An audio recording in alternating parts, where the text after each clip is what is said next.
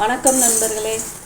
இப்போ இருக்கிற பொம்பளை பிள்ளைங்க எல்லாம் அவங்கள பார்த்துக்கிறதே கிடையாது மெயின்.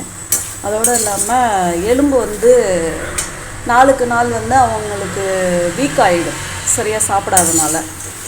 எங்கள் வீட்லேயும் ஒரு உருப்படி இருக்குது. அதுக்காக நான் மாதம் மாதம் இந்த கடலை உருண்டை நான் ரெடி பண்ணி கொடுப்பேன் அவங்களுக்கு. அதுக்காக நான் இன்றைக்கி கடலை வறுத்துட்ருக்குறேன். எப்படி செய்கிறதுன்னு நான் சொல்கிறேன். அதே மாதிரி நீங்களும் செஞ்சு கொடுங்க. ஓகேன்னா கமெண்ட் பண்ணுங்கள். வறுத்த கடலையை தோல் நீக்கி சுத்தமாக மிக்சி ஜாரில் போட்டு வச்சுக்கிட்டேன்.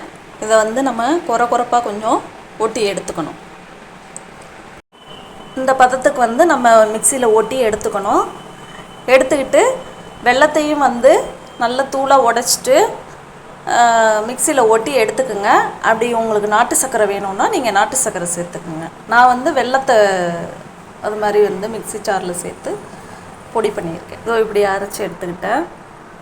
இதை இப்போ இது கூட சேர்த்து கொஞ்சம் வெல்லம் கூட தான் நான் போட்டு செய்வேன்.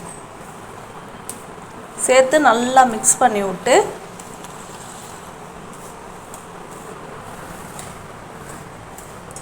சின்ன சின்ன உருண்டையாக உருட்டி எடுத்துக்கணும். சரியாக சாப்பிட மாட்டேங்கிறாங்க ஹெல்த்தியாக.